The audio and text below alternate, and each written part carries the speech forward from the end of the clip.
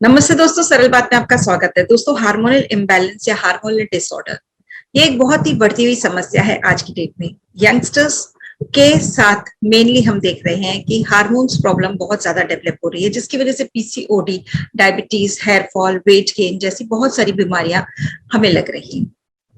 आखिर क्या है ये हार्मोनल इम्बैलेंस, क्या है इसके कारण और कैसे इसको ट्रीट करें जिससे कि हार्मोनल इम्बैलेंस से हम अपने आप को बचा सकें।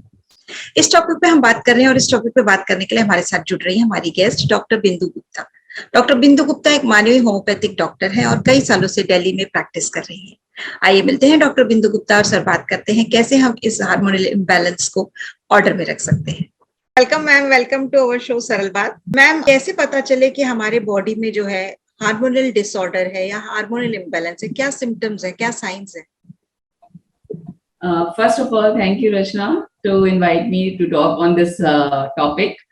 हार्मोनल इम्बैलेंस में सबसे पहले हमें ये दिखता है कि अगर हमारे कोई जेन्युइन कॉज के बिना मूड स्विंग्स हो रहे हैं या इरिटेबिलिटी बढ़ रही है या कोई भी हमें मेंटल स्ट्रेस रह रहा है बहुत ही लॉन्ग इंटरवल से और वो नहीं ओवरकम हो पा रहा है, तो इस तरह से हमारे बॉडी में सारे में चेंज आता है। मेटाबॉलिक रेट हमारा डिस्टर्ब हो जाता है, हमारे फंक्शंस ओवरी के या सेक्सुअल कैरेक्टर्स में चेंजेस आने लगते हैं, हमारे फूड हैबिट्स बदलने लगते हैं। हमें या तो बहुत ज्यादा भूख लग रही है या बहुत कम भूख लग रही है, या फिर हमें नींद के पैटर्न्स चेंज होने लगते हैं।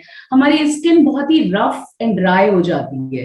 एट टाइम्स हमें बहुत फंगल इन्फेक्शंस देखने को मिल सकते हैं। डैंड्रफ इन स्कैल्प, अगर हम हेड टू टो लें तो स्कैल्प में हमारे हेयर फॉल मिलेगा, हेयर फॉल के साथ में डैंड्रफ हो सकता है। डैंड्रफ केवल स्कैल्प तक ना रह के हमारे फोरहेड पे एंड आईज पे, आई लैशेस पे, आईब्रोज पे कहीं भी डेवलप हो सकता है, बिहाइंड द ईयर्स डेवलप हो सकता है। इसी तरह से और भी स्किन के इन्फेक्शन हैं, पिट्रासिस, वर्सिकोलर है, जहां पर इचिंग नहीं होती बट व्हाइट व्हाइट छोटे छोटे से स्पॉट्स हमारी बॉडी में होने लगते हैं। तो इस तरह के हमें सिम्टम्स मिलते हैं।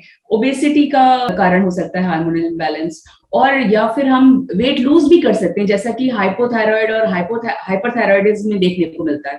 हाइपो में हम गेन करते हैं वेट एंड हाइपरथायराइडिज्म में हम वेट लूज करते हैं। तो इस तरह के चेंजेस हमारे बॉडी में आने लगेंगे, जिससे हमें अपना हार्मोन स्टेटस है वो चेक करना चाहिए। हमें ट्रीटमेंट के लिए डॉक्टर को कंसल्ट करना चाहिए। इसके कारण क्या होते हैं? हार्मोनल इम्बैलेंस नॉर्मली होता क्यों है?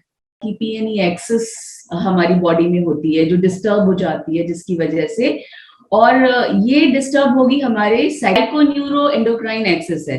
तो हमारे ब्रेन में अगर कोई भी चेंजेस हो रहे हैं किसी भी वजह से, या तो स्ट्रेस, लाइफस्टाइल, या फिर कोई सोशल प्रेशर है या कोई सप्रेशंस है, हम जहां पर अपनी फीलिंग्स शेयर नहीं कर रहे हैं, तो वहां पर हमारे ये ब्रेन लेवल पे डिस्टर्ब होती है एक्सेस, और उसकी वजह से हमारे हार्मोनल इम्बैलेंस पूरी बॉडी में हो जाता है।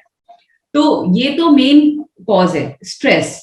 इसके अलावा हमारे आजकल के उसकी वजह से हम जो चेंजेस करते हैं अपने रूटीन में, लाइक जो मिला वो खाया, पैकेज फूड बहुत हम कन्वीनियंटली यूज करते हैं, हम कॉस्मेटिक्स, केमिकल्स का बहुत दिन पर दिन यूज कर रहे हैं, प्लास्टिक्स का बहुत यूज कर रहे हैं। तो it is one of the main reasons, plastic usage, जो एनवायरनमेंट को भी पल्यूट कर रहा है, जहां से हम इनहेल कर रहे हैं, वाटर को भी पल्यूट कर रहा है, जो हम पी रहे हैं, जो हम जहाँ पे रह रहे हैं। One of the main reason ये भी है कि आजकल इस कॉम्पिटिटिव वर्ल्ड में एवरीबडी इज कैरियर ओरिएंटेड, तो उसमें वो डिले करते हैं marriages and parturition, child birth को डिले करते हैं, एंड उसके लिए उनको ओरल कॉन्ट्रासेप्टिव्स भी यूज करने पड़ते हैं। और लॉन्ग रन में अगर हम ये ओसीपीज का यूज करते हैं तो ये हमारे हार्मोन्स को पूरा बहुत ही ज्यादा डिस्टर्ब कर देता है, क्योंकि ये अगेंस्ट नेचर्स लॉ है। तो अगर अगेंस्ट नेचर्स लॉ हम कुछ भी ऐसे काम करते हैं तो वहां पर हमको आगे जाकर बहुत ही कॉम्प्लिकेशंस का सामना करना पड़ सकता है, जैसे इनफर्टिलिटी है, कंसेप्शन में प्रॉब्लम आती है, और मूड स्विंग्स बहुत ज्यादा मिलते हैं। बिफोर मेनोपॉज, अर्ली मेनोपॉज आ जाता है उनमें, और ये बहुत ही मेन रीजन है। ये सारी चीजें मिलकर हमारे हार्मोन्स को डिस्टर्ब कर रही हैं। हम इसका ट्रीटमेंट और इसका मैनेजमेंट कैसे किया जा सकता है? देखिए, इसका मैनेजमेंट तो बहुत ही इंपॉर्टेंट है, क्योंकि ट्रीटमेंट में 50% अगर हम देखें तो डाइट और लाइफस्टाइल को चेंज करना या मैनेज करना बहुत जरूरी है। क्योंकि मेडिसिन केवल 50% पार्ट को कवर कर सकते हैं। ये जिस कारण से हार्मोनल चेंजेस होते हैं, अगर हमने उनको नहीं चेक किया, उनको करेक्ट नहीं किया, तो हमारा ट्रीटमेंट कभी भी कंप्लीट नहीं हो सकता। तो इसके लिए हमें सबसे ज्यादा तो स्ट्रेस के लिए अगर कुछ करना है तो हमें योगा और एक्सरसाइजेस पे ध्यान देना होगा। अपनी लाइफ में कुछ चीजों को, जैसे हमारे लाइफस्टाइल है, पैटर्न है, वो उसको थोड़ा सा चेंज करना होगा, देखना पड़ेगा हम कितना उसको चेंज कर सकते हैं, कितना उसको करेक्ट कर सकते हैं। जैसे अगर खाने की हैबिट्स में होम कुक्ड फूड है, या फिर आपका नेचुरल प्रोडक्ट्स हैं, जो सीजनल फ्रूट्स हैं, जो हमारा इजीली अवेलेबल है प्रोडक्ट है, लोकल एरिया में अवेलेबल है, हम उसको ज्यादा प्रेफर करना चाहिए डिस्पाइट पैकेज्ड फूड या प्लास्टिक के यूटेंसिल्स। हमें अभी अपने घर में थोड़ा सा चेंज करना चाहिए, एल्यूमिनियम यूटेंसिल्स या प्लास्टिक यूटेंसिल्स की जगह स्टील के या मिट्टी के पॉट्स यूज करने चाहिए। जो हम जितना कर सकते हैं, जिस लेवल पे, हमें वहां पर नेचुरल प्रोडक्ट्स को या नेचर के करीब जो चीजें हैं उसे हमें अपनी लाइफ में शामिल करना पड़ेगा। दूसरा थर्ड पार्ट इसका ये है कि काउंसलिंग बहुत जरूरी होती है एट टाइम्स, जहां पर इमोशनल डिस्टर्बेंस की वजह से हार्मोनल इम्बैलेंस होता है बॉडी में। तो वहां पर हमें या तो इनफर्टिलिटी के केस में अगर है, या प्यूबर्टी में ऑल ऑफ सडन हम देखते हैं कि डॉटर्स या सन जो है वो एकदम से उनका बिहेवियर चेंज होता है, लॉट ऑफ कहना चाहिए एग्रेशन आ जाता है कभी कभी, या फिर वो बहुत ही अपने को आइसोलेट कर लेते हैं। तो हम जैसा देख रहे हैं कि सिनेरियो आजकल बच्चे बहुत ही जरा से इमोशंस में आके, एक्साइटमेंट में आके वो सुसाइड भी करने की सोचते हैं। तो ये सब changes due to hormonal changes की वजह से ही ये इस तरह के रिजल्ट सामने आ रहे हैं। तो हमें वहां पर काउंसलिंग को भी एक ट्रीटमेंट का पार्ट लेके आना चाहिए, और वो जरूर मुझे मेरे हिसाब से कि वो बहुत जरूरी है। जब भी कोई हार्मोनल चेंज के लिए, हार्मोनल डिस्टर्बेंस के लिए ट्रीटमेंट के लिए आता है, तो वहां पे हम उनको काउंसिल करें। थर्ड इज होम्योपैथी क्यों अपनाएं।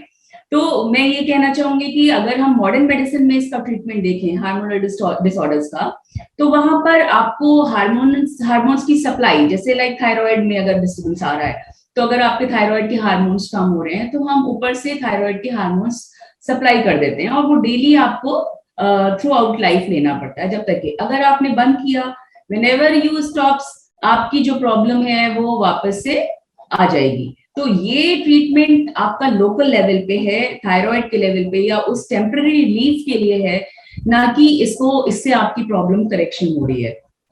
आपको क्योर के लिए या जो प्रॉब्लम जहां से अराइज हुई है वहां पे करेक्शन की जरूरत है। अगर ये हमारे ब्रेन से कनेक्टेड है या हमारे स्ट्रेस से कनेक्टेड है, तो हमें वहां पर देखकर हर पर्सन का, हर पेशेंट का इंडिविजुअल उसका हिस्ट्री लेकर और उसके अकॉर्डिंगली उसको ट्रीट करना पड़ता है, तो जो कि मॉडर्न मेडिसिन में पॉसिबल नहीं है।